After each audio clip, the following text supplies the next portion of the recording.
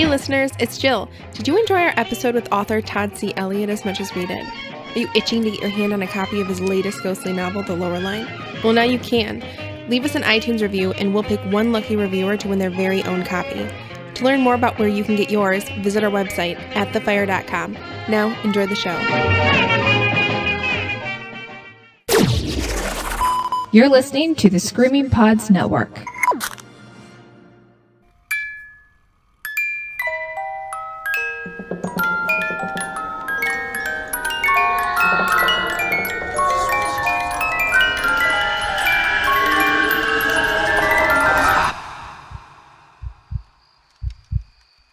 It's the spirit of those belief systems that is sort of, I guess, the positive part of them. Right. Like, I can totally agree with, Christian ideals in the spirit of... Yeah, what are they? Love thy neighbor, don't murder people. Exactly. I can Good totally... rules. I'm Good shit. 110% on board with that. But then you have extremists that take their set of rules. Don't be gay. Well, that's not cool. No, that's discrimination. That's totally not cool. But I mean, those people who practice within their beliefs and kind of take it to a scary level, right? Like right. Those who will go out of their way to harm others just to... It's those extreme beliefs. Exactly. Once your religion is, hey, I don't believe this thing, so all people that are that thing are somehow lesser or are damned for all eternity, or, once you get into that mindset, the positive intentions behind your beliefs are now kind of contradicting themselves. Would you argue that's kind of what happens with cult think or group think? Oh, for sure. In those instances, it's not, you're not thinking for yourself. You are thinking as a group, and your individual opinion does not make a difference. And I mean, that's scary about being within a cult. But I think what we're going to discuss tonight is sort of a different angle on cults. That's right. Tonight, we're talking about the scary encounters that we have with cults. Not the scary intentions behind the belief system of cult. This is cults from the outside. They're out there, and sometimes they just brush up on your everyday life. So as always, thank you for joining us at the fire. This is Jill. And my name is Ben. And tonight, we are bringing you true, terrifying stories of cult encounters. We have a Redditor joining us to share his experience from his hometown. I will say that before this story starts, as an animal lover, I was deeply disturbed by some of the graphic content, but that's what makes these stories so important and so terrifying to share. Yeah, the violence isn't like gratuitous or anything. It's just something that, this cult took part in. It's part of the story. And his experience trickles into a little bit of magic at home when objects that aren't supposed to move start taunting him and his little sister in their sleep. But without further ado, here's Jack.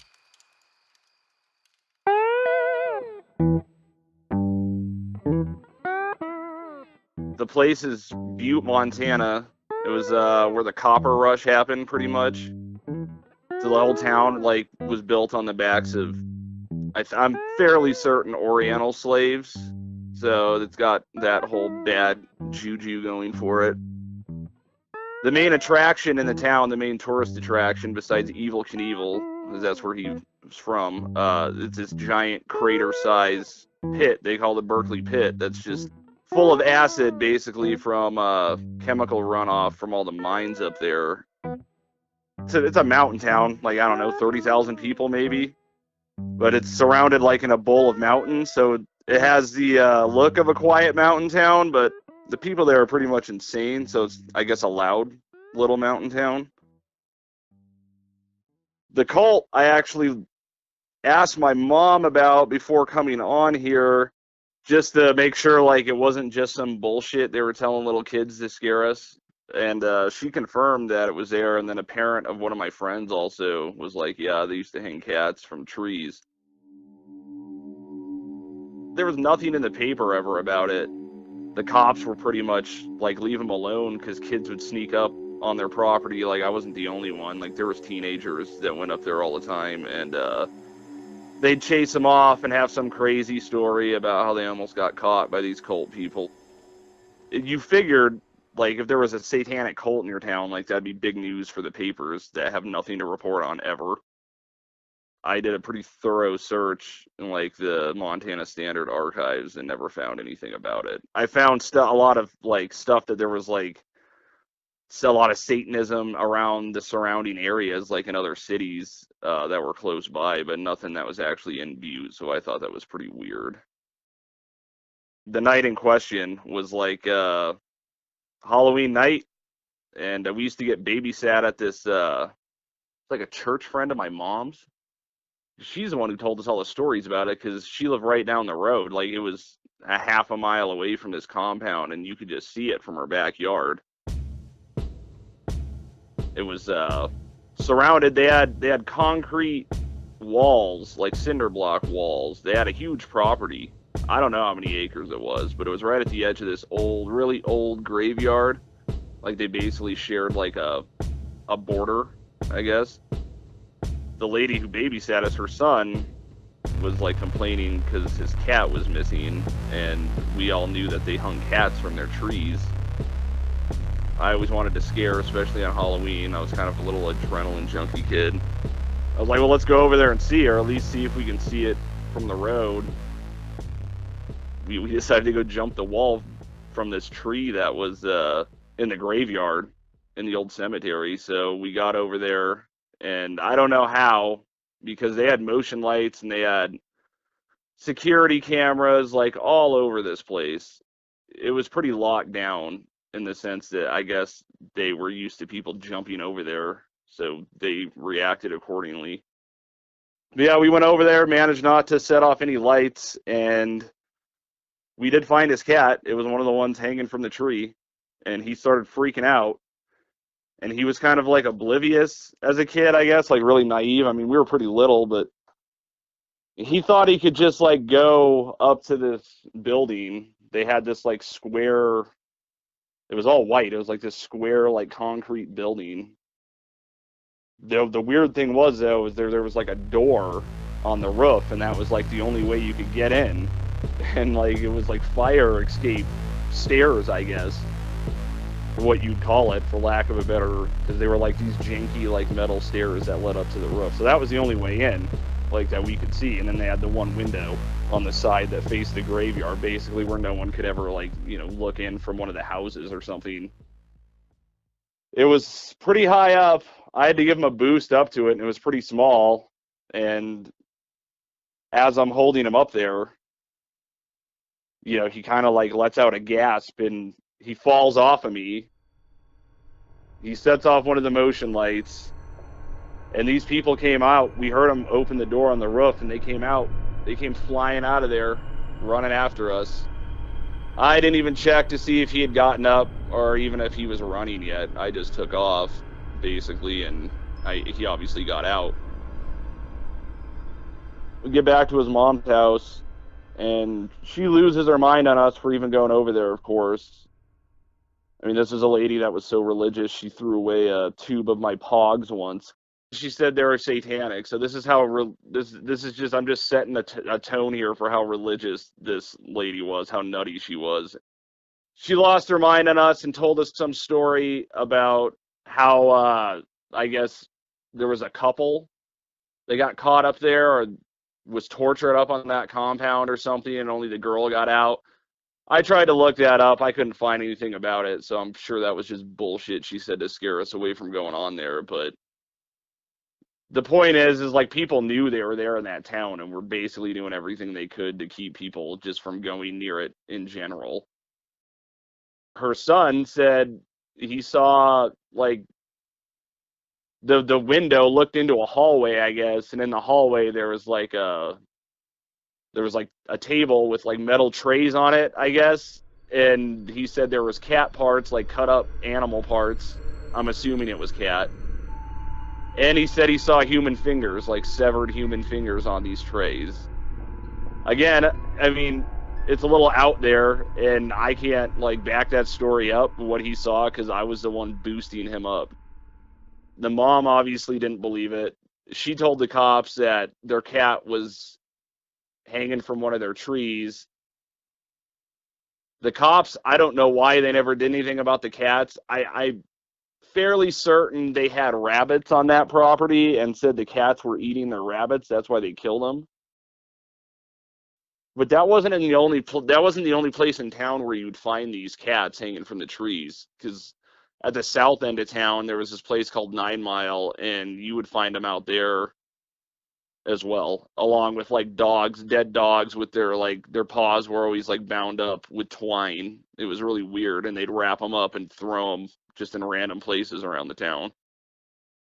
We found one of those. My dad ended up staying at this. Him and my mom got divorced. He ended up staying at this like lake house up at this Georgetown Lake that was outside of town a ways, and we found one of those dogs bound up with twine on the shore of whatever side his house was on.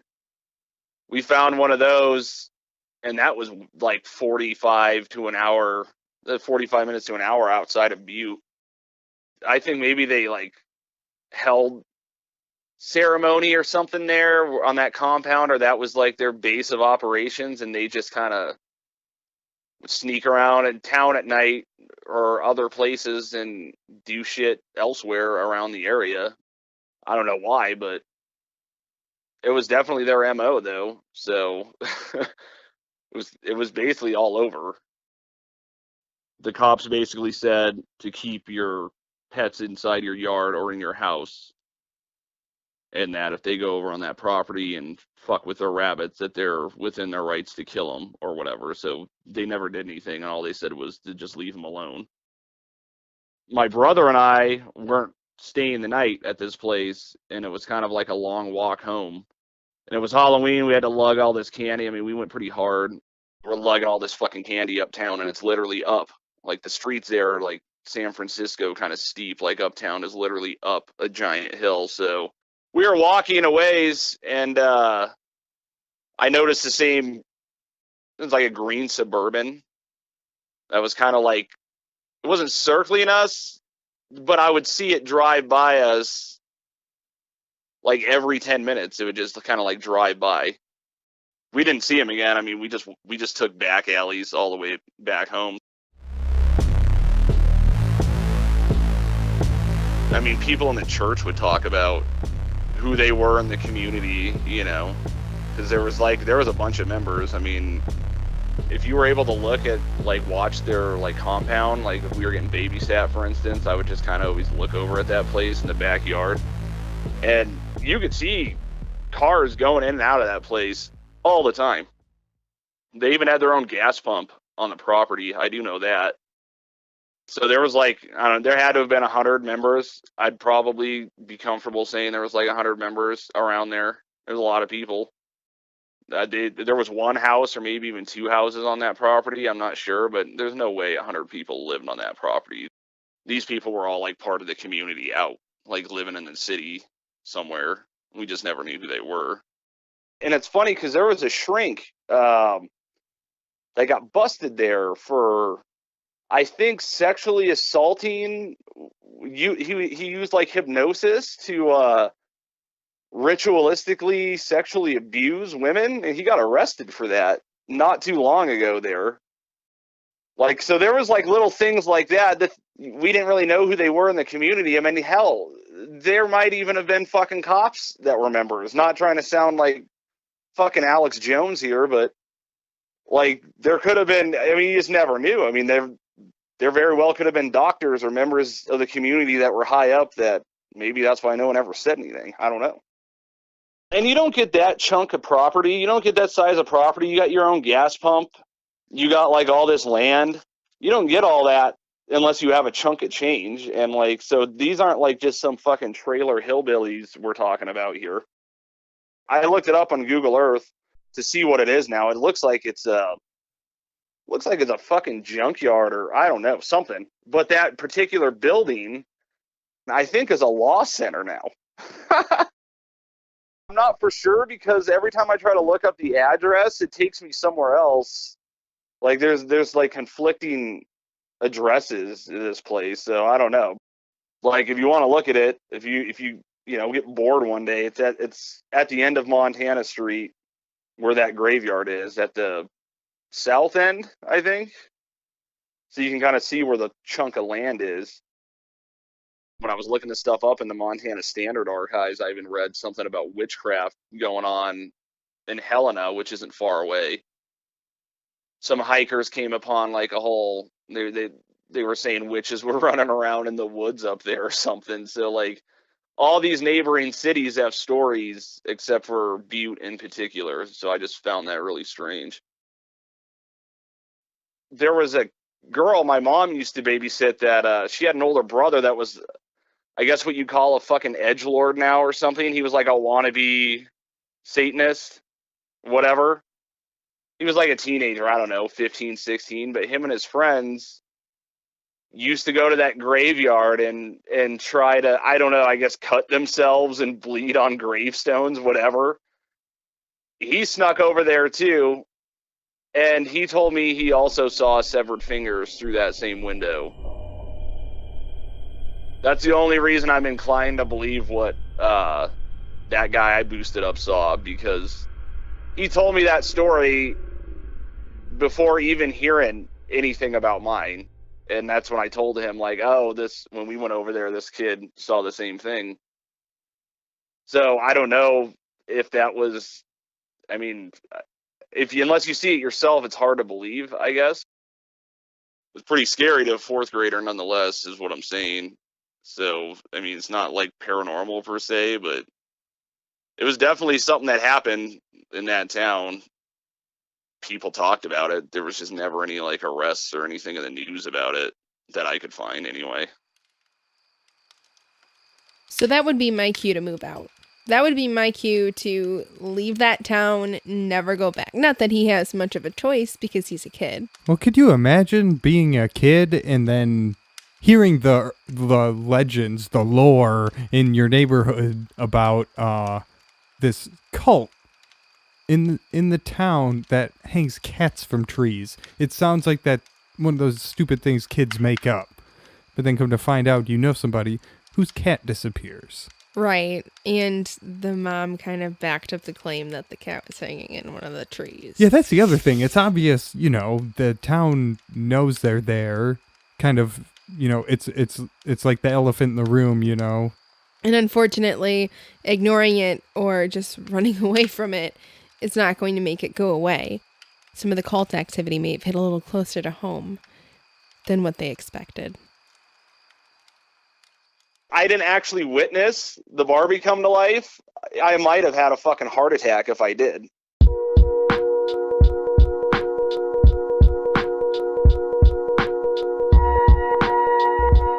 My mom used to run a daycare. We lived in this old Victorian house. I think it was built in like 1897. Brick, old Victorian style, like, I don't know. It was a big house, so she would run a daycare out of it when my dad worked. And this girl, I'll just call her Lynn. She was probably the most rotten little girl you'd ever meet. I mean, I'm sure her home life was complete shit, or I don't know what it was, but she's one of those chicks that would lie for sport, or people, I guess. One of those people that would lie for sport, like just to get you in trouble with your parents or something. Her and my sister became friends because they were around the same age.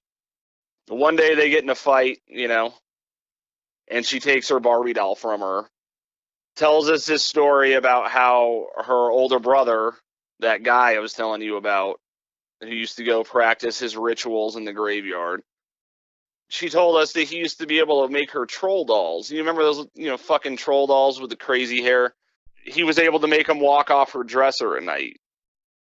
She was known for being like the fucking biggest compulsive liar you'd ever meet. So we were, we laughed at her. I mean, it was, we had just seen Chucky not too long ago as well. So it was kind of like, whatever, you're just making shit up to try and scare us. And she takes the doll. My sister throws a giant fit. My mom calls her mom up, and is like, I just bought that fucking Barbie. You better fucking return it. So the next time she comes over, she brings it. But she shaved like half of its hair off.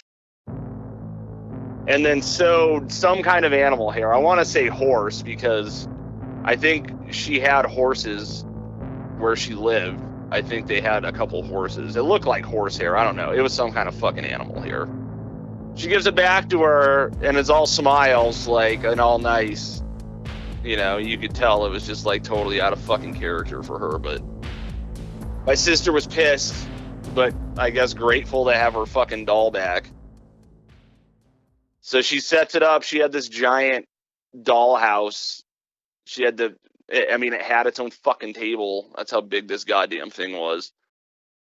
She said she woke up in the middle of the night, it was around like 3, because she came into my room around 3.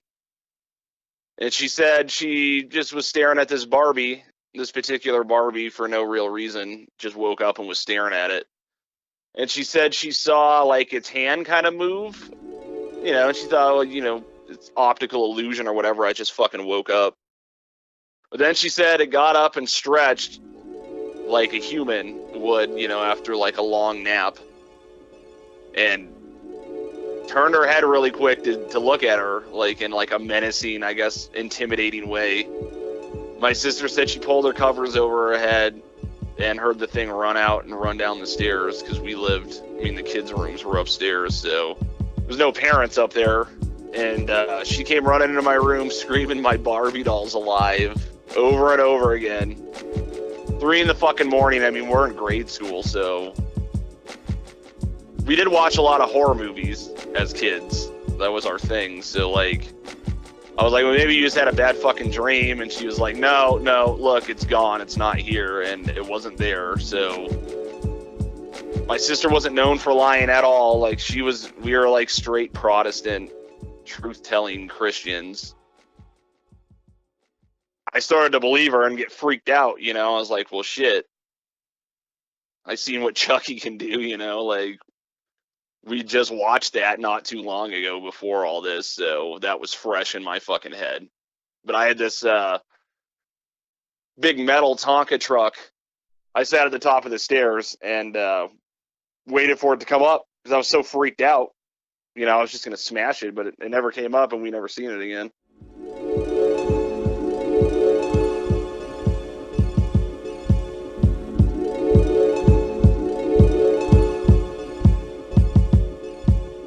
Her brother was, like I said, he did the whole Ouija board thing. He did the whole, like, I want to talk to the devil thing. Like, he had a whole group of degenerate friends, and they would go out in the graveyard and do rituals.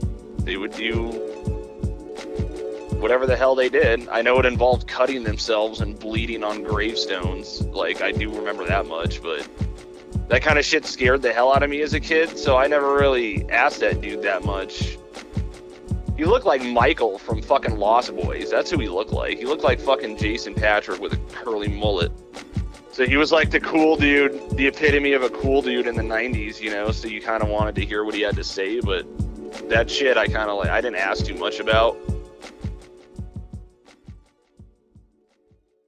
He had like this antique wood looking, like, I don't know, it wasn't like a Parker Brothers Ouija board. It was like this like crafted wood, like it was like a work of art if you were looking at it from that kind of viewpoint. But he was fucking with it when I was in there, and my little brother was in there too, and my little brother said he kept feeling impressions on the bed, like other things were sitting on it. I was at the edge. I was like sitting on his bed frame basically because I was like ready to get the hell out of that room because I didn't want to fuck with a Ouija board in there with him, period. I didn't even want to stay at that fucking house. Even if that guy didn't know what he was doing, in terms of like actual satanic rituals or witchcraft or whatever, I have no doubt that he could have accidentally summoned something, or just by happenstance, just by fucking around the way he did all the time with that kind of stuff. I have no doubt that that caused something, or I don't know. I'm a pretty big fucking skeptic unless I see something. But I'm also like, in the words of Fox Mulder, I want to believe, I guess.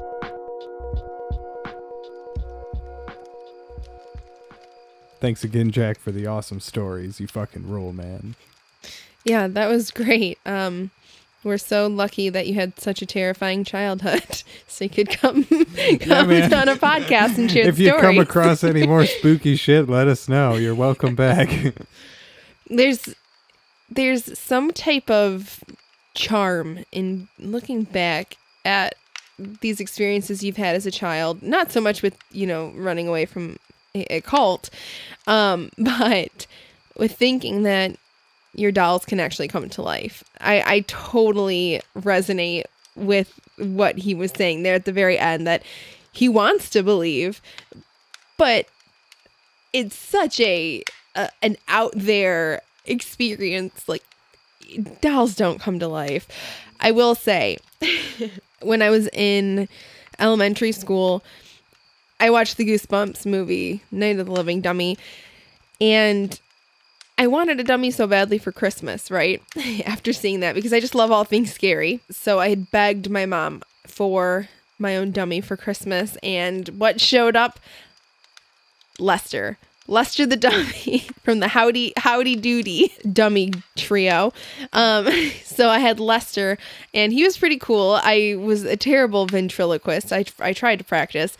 However, I was so afraid. We had also just moved into our new house, so my room was filled with boxes. I was so terrified that this dummy was actually going to come to life. I barricaded him in his own little box fort just to make sure he couldn't get me in my sleep. So wait, you had a real ass murdering dummy?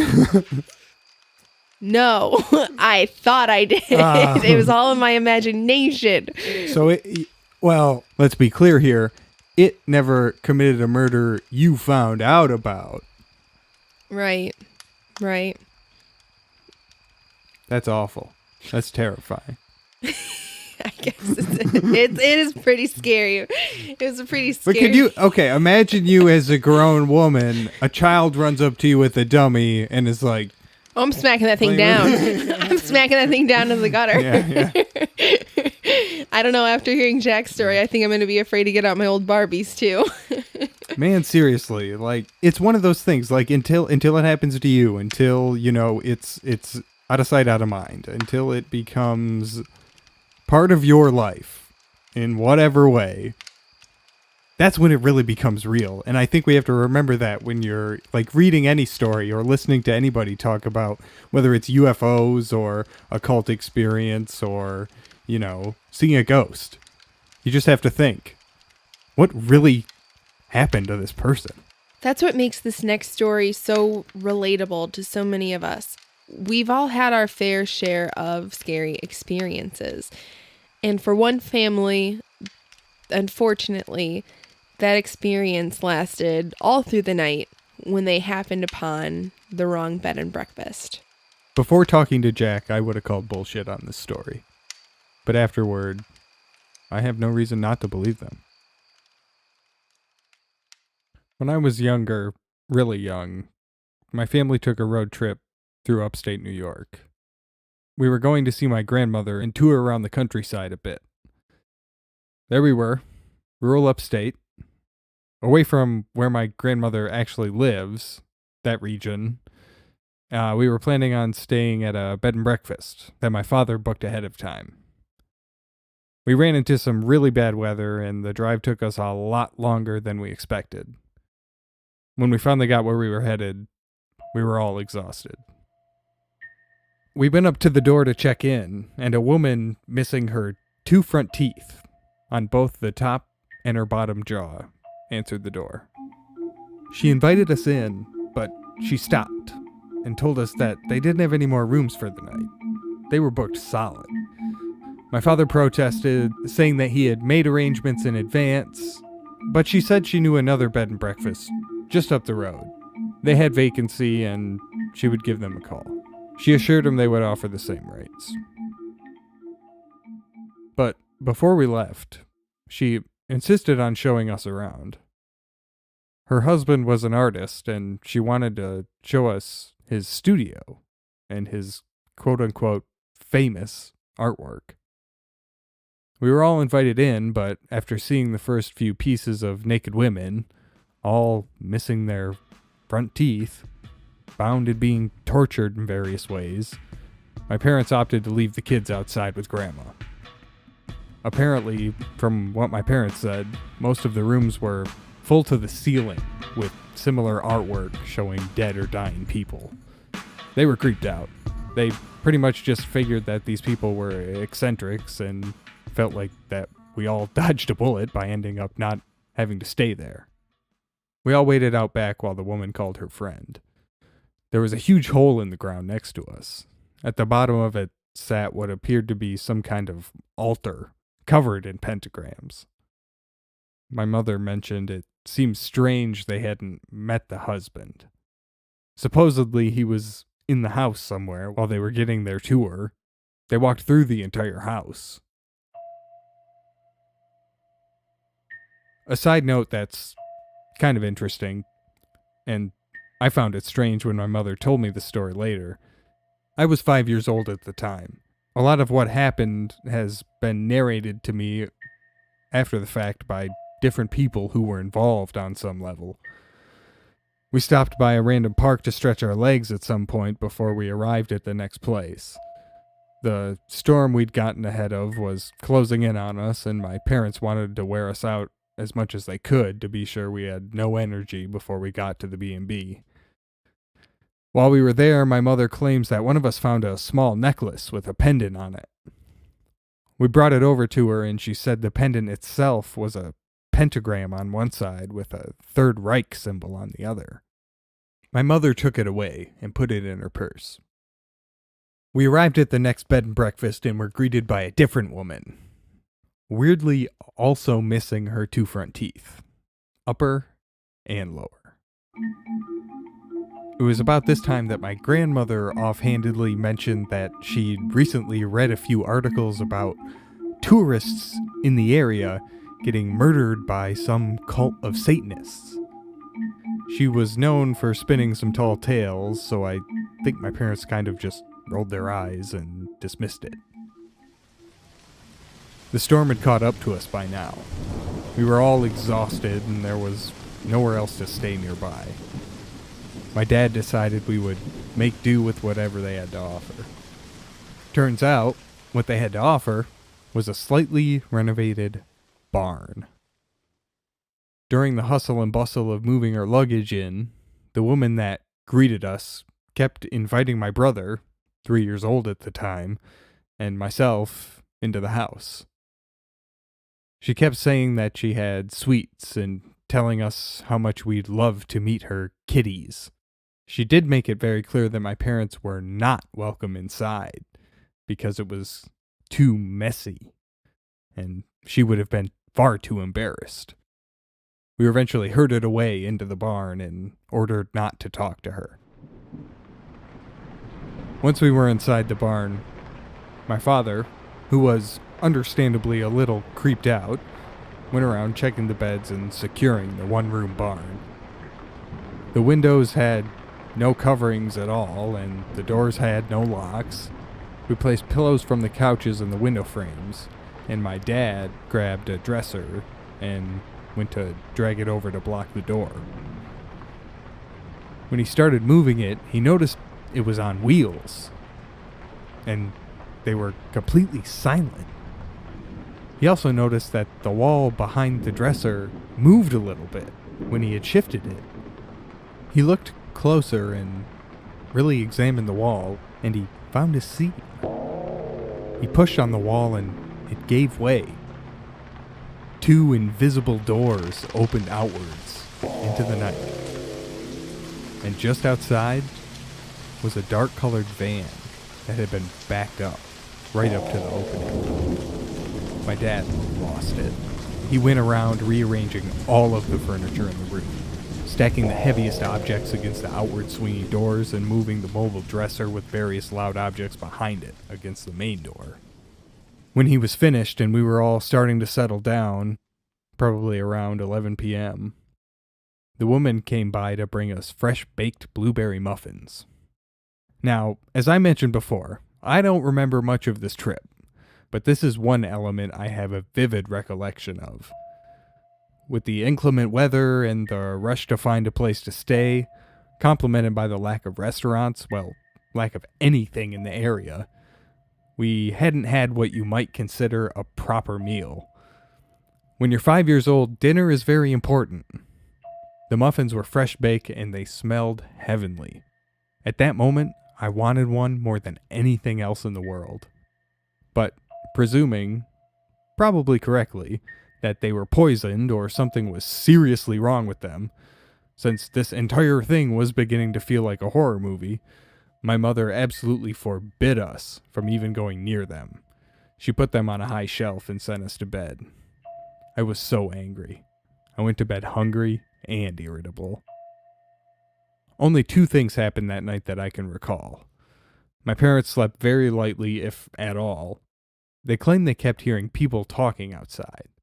Around 1 a.m., my sister woke all of us up with a blood-curdling scream, and no one really knew why.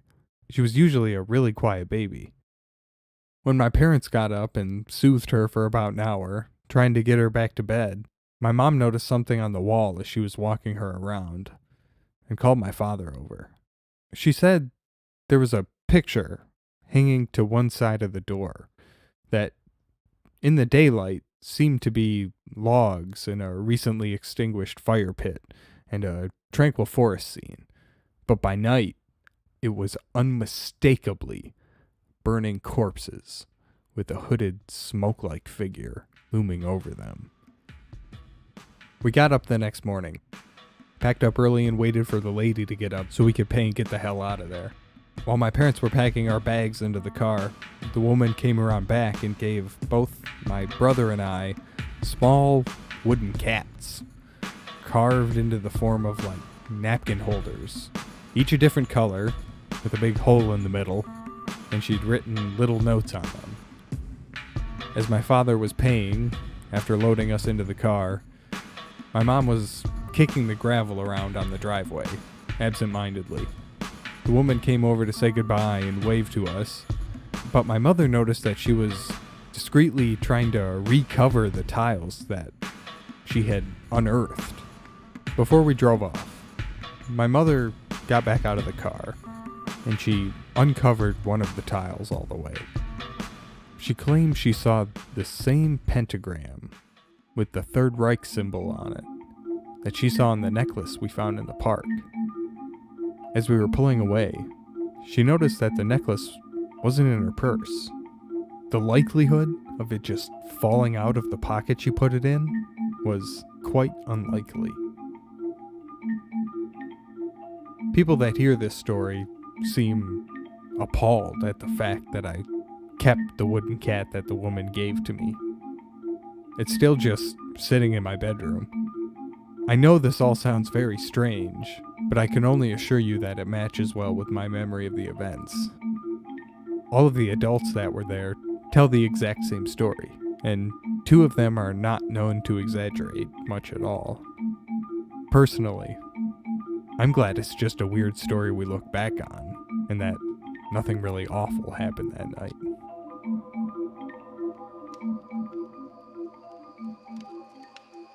I could teeter either way. I want it to be true, it but sort of reads like your typical like bullshit creepypasta, but I mean, what cult knocks out their forefront teeth? I have never heard of that. I mean, I've heard of cults practicing some type of body modification just to do something to be uniform with each other. I can't think of any examples off the top of my head. Well, like, I don't know, like neo-Nazis like shave their heads. I know, yeah. I wonder if there's any sort of like black magic or like spiritual or occult reason that, you know, maybe there's something about those teeth. You know, they're in the center. They're, I don't know, symmetric.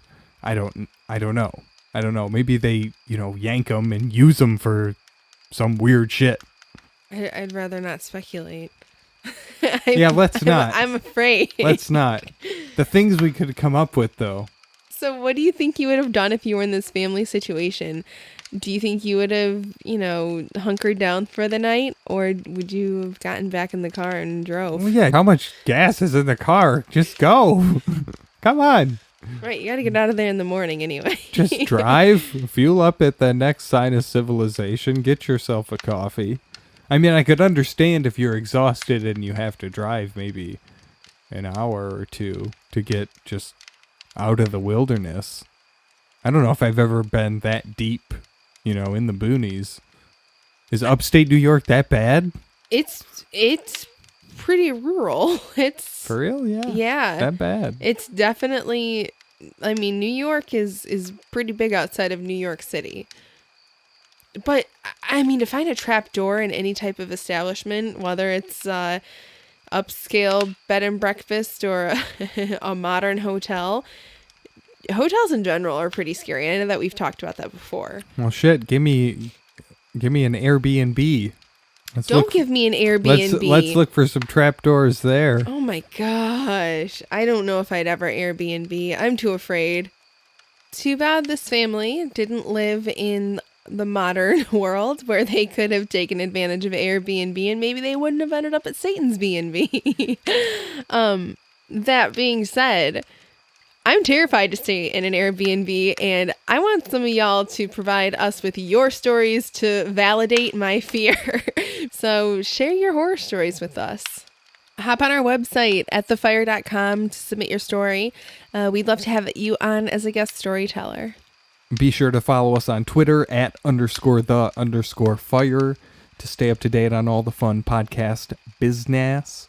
____. Oh my gosh, could we have any more underscores? We could have started it with an underscore if that's allowed. It might be. I don't know.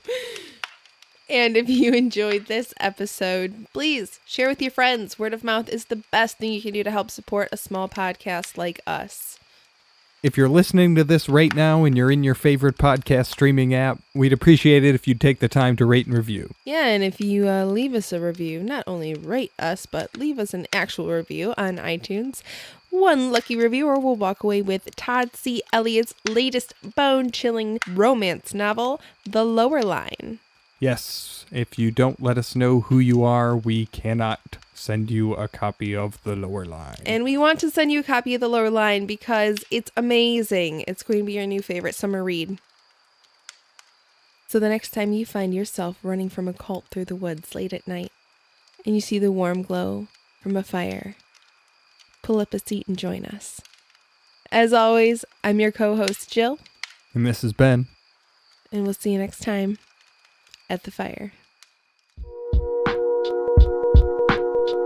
And if you like this podcast, check out our network, the Screaming Pods Network. Great shows for everyone. While you're browsing our network, make sure to check out You Can't Sit With Us, a queer culture and cult cinema podcast with John Doolin and Spencer Swindon.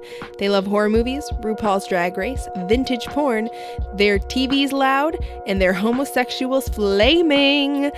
Again, you can find these shows and so many other amazing shows on screamingpods.com. The music this episode was made possible by myself, but mostly the following artists: Seclerance, Soft and Furious, Xenojam, Black Ant, Summer, C. Scott, Rod Hamilton, Rambler 52, Madge 061785, Victor Rathnayaki and Indrana Pereira, and 3 Chain Links. You can check them out on freemusicarchive.org and freesound.org.